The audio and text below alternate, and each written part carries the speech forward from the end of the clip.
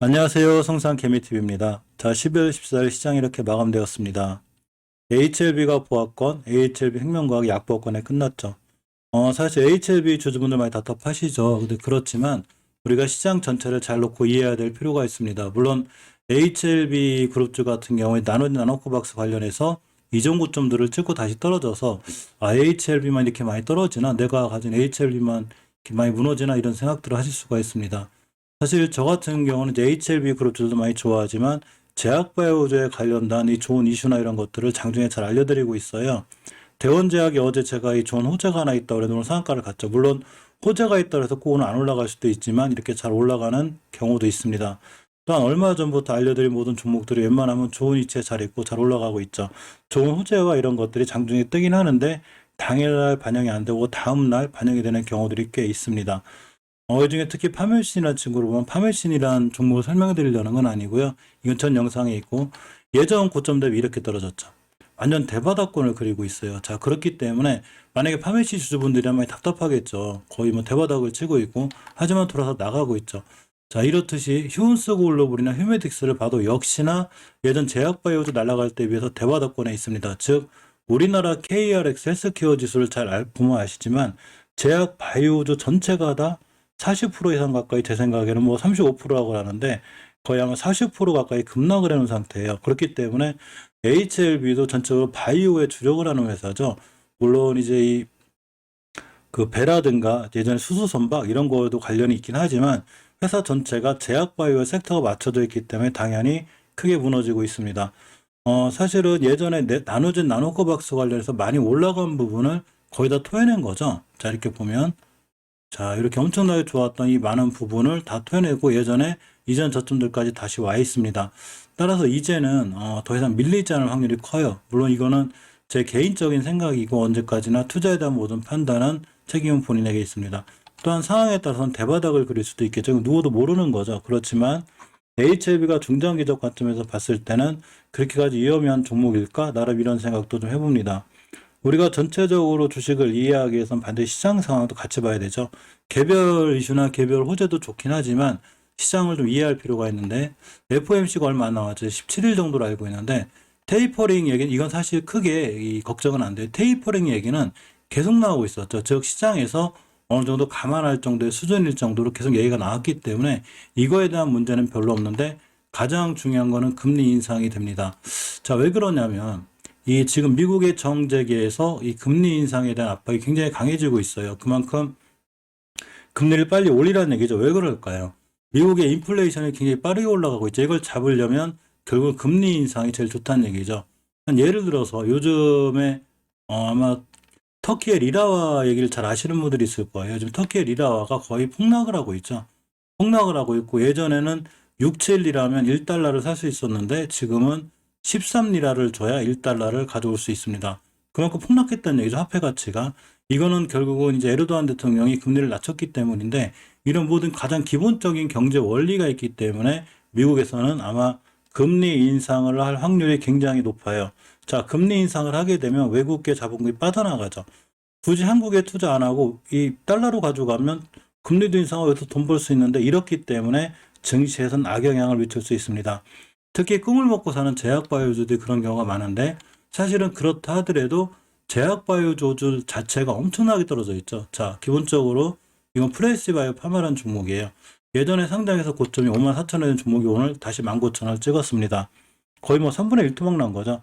그러니까 HLB만 그런 게 아니고 물론 다른 종목도 이렇다고 그래서 HLB에 대한 위로를 삼으시라는 게 아니라 섹터는 같이 움직이죠. 우리나라 시장이 한때 얼마 전만 해도 뭐가 제일 좋았냐면 아마 주식하시는 분들 잘 알죠. 게임.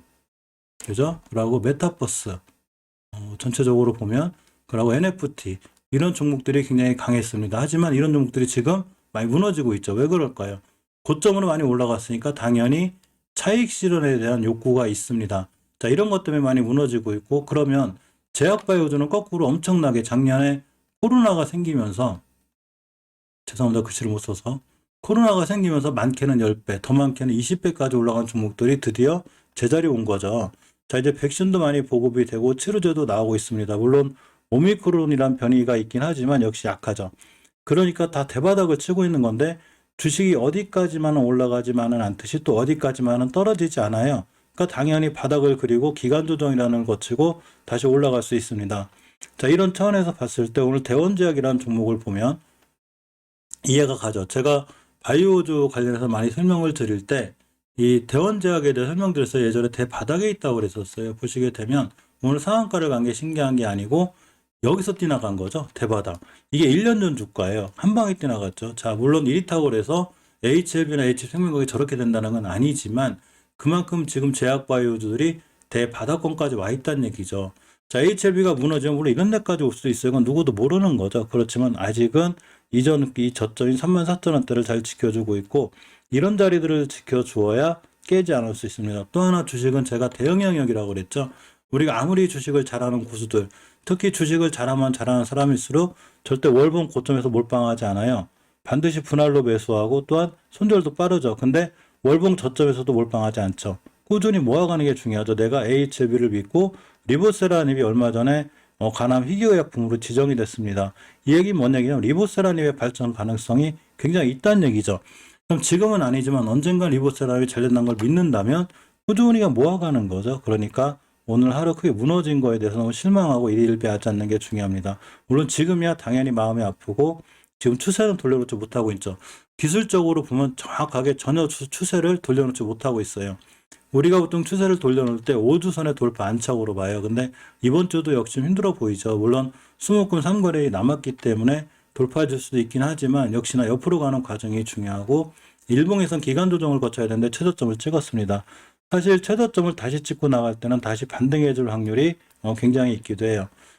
제가 좀 신기하게 봤던 거는 이 상한, 이 대차 상한인데 대차 상한을 잠깐 보면 이렇게 180만 주가 이틀간 터졌죠. 자, 거꾸로 생각하면 이제 공매도가 차익 실현하는 거죠. 여기서 공매도를 쳤습니다. 공매도라는 거는 말 그대로 없는 주식을 어디선가 빌려서 매도를 한 거죠. 빌려서 매도를 했기 때문에 갚아야 되겠죠. 어디서 갚을까? 여기서 갚는 거죠. 여기서 갚기만 해도 벌써 50% 수익이죠. 그만큼 우리 개인 투자자들의 피와 눈물이 있습니다. 하지만 그건 기간에 대한 문제가 있기 때문에 이자도 내야 되고 우리 같은 개인 투자자들은 그럴 확률이 없기 때문에 꾸준히 들고 하고 이렇게 하는 게 중요합니다. 물론 그렇다고 해서 HLB가 앞으로 꾸준히 계속 올라갈까 이런 건 전 모르죠. 그걸 미리 맞출 수 있는 사람 아무도 없어요. 하지만 현재 상황상 대차 상한이 많이 이루어지고 있고 언제나 대바닥권이라는 얘기죠. 이건 HLB 생명과학도 마찬가지인데 기술적으로 보면 이렇게 해석이 돼요. 장기적으로 깨지 않아야 될 20개월 선을 깨게 되면 굉장히 위험하게 되죠. 장기적으로 추세가 깨지는 거예요. 얼마든지 이전 저점까지 올 수가 있기 때문에 지금은 추세를 돌려놓을 때까지 절대로 추가 매수하시면 안 돼요. 자, 주식을 추가 매수할 때는 이제 보통 이제 이 바닥에서 사려고 하시는 경향들이 강해요. 누구나 당연하고 저도 그렇죠.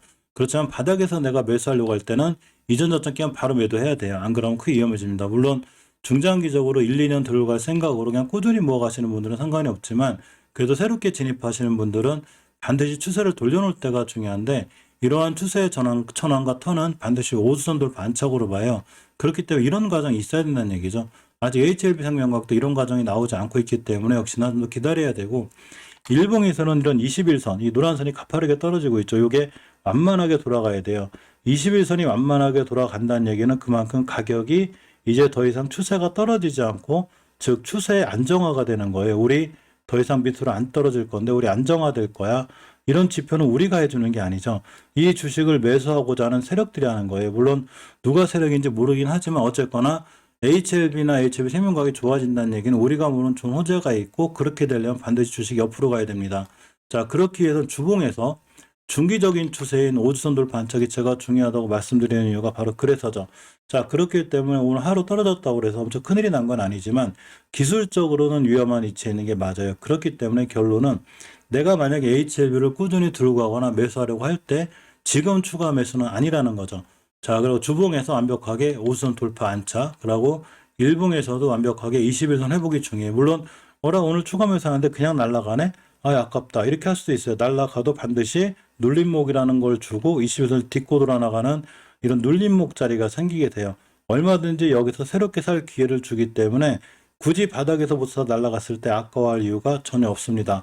그렇기 때문에 완벽하게 추세를 돌려놓을 때까지 기다리는 게 중요하고 사실 HLB나 HLB 생명과학보다 저는 개인적으로 넥스사이언스 주가가 상당히 불안하다고 봐요. 왜 그러냐면 물론 이런 친구들이 급등하면 이 나눠진 나노코박스 간에 순간 딱 급등할 수 있긴 하지만 순간 급하게 올라온 종목, 그러니까 급하게 올라온 산일수록 급하게 떨어져요. 그러니까 변동폭이 세고 위험하다는 얘기죠. 특히 가파르게 향하고 있는 경우고 주봉에서는 5선을 깼죠. 물론 이번 주 금요일상에 올려놓으면 추세는 돌아나갈 수 있고 일봉에서는 우상향 기조를 잘 유지하고 있긴 해요. 자, 21선을 깼기 때문에 위험한 상황이지만 월봉의 위치가 확연히 다르죠. 자, 이게 월봉에서 바닥권이라고 봤을 때 만약에 HLB나 HLB 생명과학 이렇게 됐을 때 우리가 마음고생이 엄청 심하겠죠, 지금. 자, 이런 상황이라고 봤을 때.